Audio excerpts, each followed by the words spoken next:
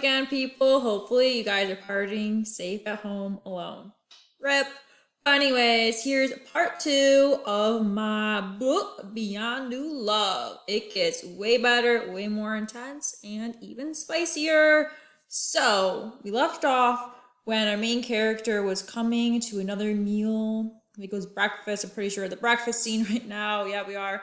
And he is with Mr. Jameson, the mayor, and Mr. Jameson's daughter, Eliza. So let's see what's going to go on here, okay? Instead of seeing human skin being grated for frosted flakes, I saw no food whatsoever. We're running low, I heard Mr. Jameson muffle.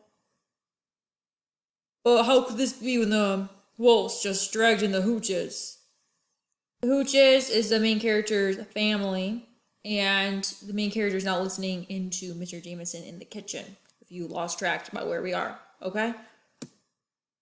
He looked baffled. Before he moved out a distance, the last thing I heard was from the door was a whackle. After that, I didn't want to listen anymore.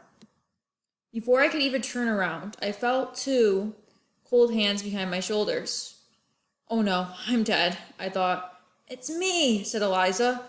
Come over to the table before my father gets back. I want to tell you something. She pulled my hand over towards the table. Yeah?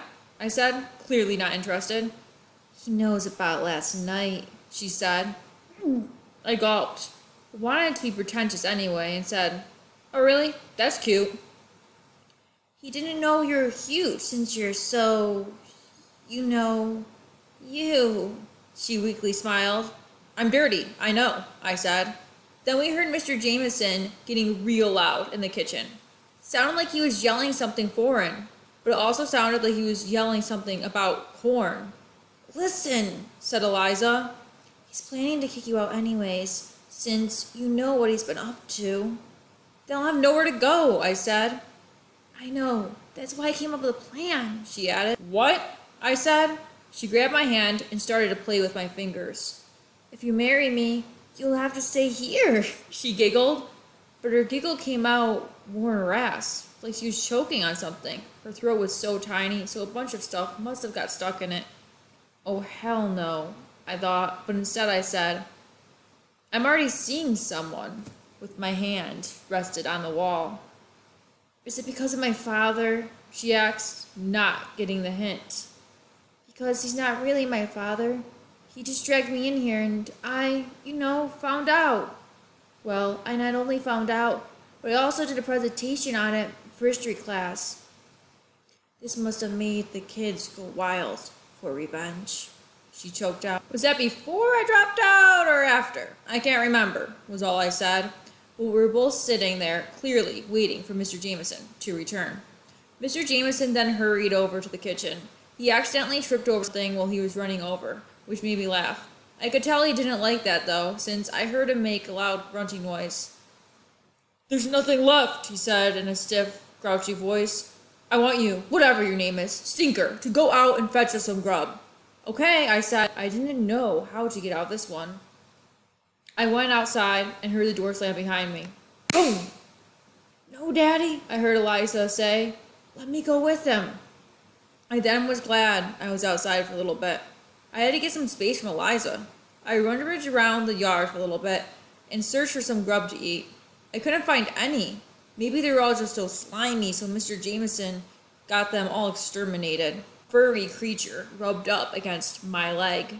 I stooped down and saw that it was one of the wolves. The wolves didn't look so bad. They actually looked friendly. I didn't know why they would eat my family. The wolf started to dig at the ground. It kept pulling at me, so I copied it. My hand then found something slimy. Ew! I shrieked. I looked down and there's a bunch of grubs. Isn't that what Mr. Jameson wanted? The wolf then spit out a piece of corn out of his mouth, like it wanted me to know something. I don't like corn, or cubist art for that matter, I said, and left with the grubs for my family. I knocked on the door, and Eliza answered. Hey, she said. Just hey. Hey, I'm here with the grub, I said. She began to lick her lips. I saw some drool come out, too. So I just carried the grubs into the dining room and plopped them onto the table. Mr. Jameson got 3 plates out, his being largest, of course. He plopped half the grubs onto his plate and some onto Eliza's. I was waiting for him to put some onto mine, but he didn't. I started to reach out for some. "Oh no, my son, these are for leftovers," he said. Since there's no room for you at the table, then there must be no room for you available at this house," he added. What a stupid way to kick someone out. They lived in a freaking castle. At this point, I was happy to leave. I didn't want to see my freaky corn room anymore, or Eliza. That night, I slept and also ate with the wolves. Some of them had little green leaves stuck to them. I thought they were normal leaves because they smelled like corn. This made me have dreams about corn Eliza trying to marry me. But I was so hungry I ate her instead. After that dream, I woke up to a wolf nibbling at my ear. I finally went back to sleep and had a dream about the castle. In the dream, me and the castle were laughing, with our heads thrown back. I woke up in tears that was just a dream, missing the castle so much. It felt like just yesterday when we had met, and now we were already apart. I thought about how the castle was so much better than my old house, even though we just ate the people who used to live in it. Even though they just ate the people who used to live in it. Boom, boom. There we are. Okay. All we ever talked about at my house was alcohol. My family was literally losing their minds because of it. They were so obsessed with alcohol that they had to sell everything to feed this addiction. That's why I would go outside just to clear my mind, and how I met the wolves. However, the type of alcohol my parents were obsessed with wasn't the usual kind. It was rubbing alcohol. And ever since Mr. Jameson, the mayor, put a ban on it, my parents would make discreet plans to break into his house and steal back the rubbing alcohol that he stole from them. Then it dawned on me. That's why I didn't like them. I shrugged, went back to sleep. Early in the morning, a wolf woke me up. It was so dirty, and so was I. I thought about taking a shower in the castle, thinking about how hot it would be. I would definitely be the next stage of our relationship. Without any self-control, I ran up the staircase to the castle's door and knocked almost 100 times. I thought that they would never come out. And they didn't. I only heard Mr. Jameson yell, "I don't want anyone stinky like you marry my only daughter. Be gone with you." Wow, I was so over her. I rolled my eyes. Cried because me and the castle would never be close again. I began to walk around the castle at least 10 times, desperately trying to find a way to get in. Suddenly, I stopped in my tracks. There was a window to Mr. Jameson's room. I tilted my head upwards and noticed that the window was unlocked and had an open crack. I hopped onto one of my wolf friends and pried the window open. I then landed on something soft and squishy. I didn't know Mr. Jameson had a waterbed. I began to jump around a little on it like I used to when I was younger, and my family could afford expensive furniture like that. "Ah!" said Mr. Jameson, waking up from his morning nap. Some food spurted out of his mouth because I was jumping on him so much.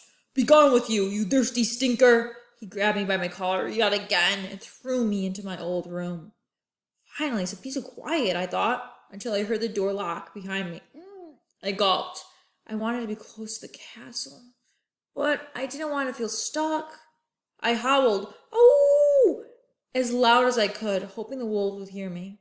I then heard a small pat come from the wall. It must have been a mouse, and mice made me angry. I began to punch the wall with full force and howled wildly, "Oh!" I had no clue how Mr. Jameson or Eliza didn't hear me, but they didn't. Either they were deaf or they were so used to each other making those noises, it was just normal for them. I began to rip apart that piece of the wall.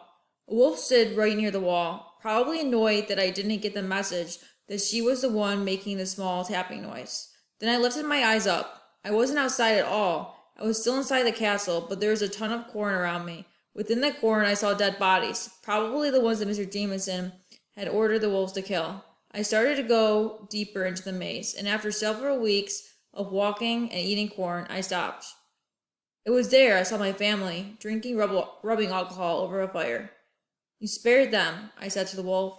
I guess the wolves weren't half bad after all. even though they did kill everyone else's family.